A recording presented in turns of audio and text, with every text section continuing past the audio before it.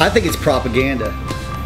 I think it's a way to sell books. I think it's a way to sell CDs. I think it's a way to stir up fear. I mean, all media is based upon fear, right? And so if we can stir up fear, people are like, oh no, what's going to happen? And uncertainty. When people have uncertainty, when they don't have security, they're looking for security and certainty. So I think that's why people try to predict the end of the world, to make a name for themselves so that they know something somebody else doesn't know. Nobody knows when Jesus is coming back. I mean, nobody knows the day or the hour. And since nobody knows, we do need to recognize that the Bible says Jesus is coming back sometime. There will be an end of the world. There'll be an apocalypse. There will be, an Armageddon that takes place. And we need to open the gates. We need to give people an opportunity to be able to recognize what's going to happen so that they can have a relationship with Jesus Christ. Yeah, some organizations or some churches, they may lead by guilt or producing guilt in your life, or they may lead out of fear or out of rules and regulations. And I believe that we've moved out of that age of the law from the Old Testament into the age of grace. Now, that doesn't mean that we have a license to sin, to do anything that we want to do. Romans chapter 6, Paul says, shall we continue in sin that grace may abound?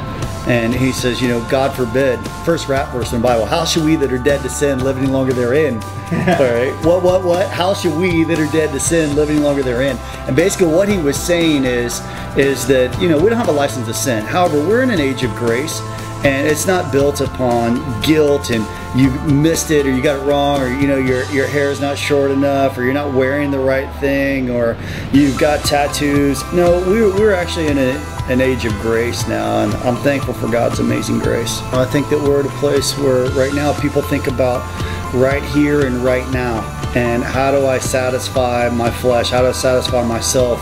And we don't think long term, we don't think with the end in mind, we just think about the current. But also, as you look at life as well, we live in a very broken world, so it's not really working for us.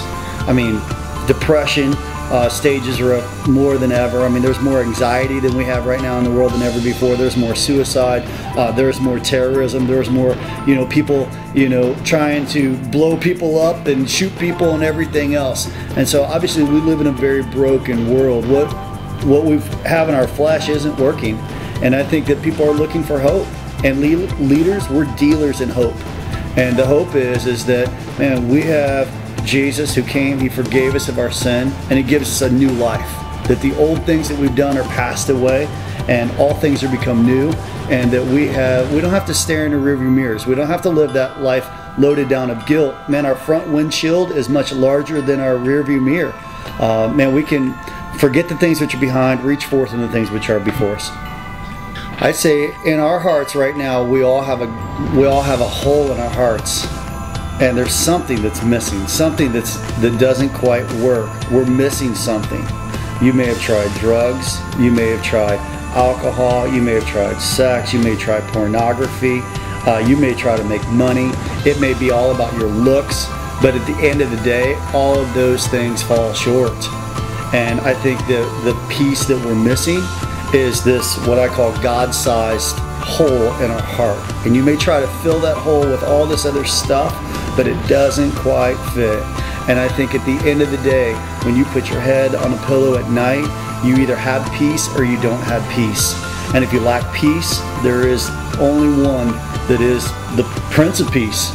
Man, he's the one that gives us peace in our life, and I think that that's Jesus Christ.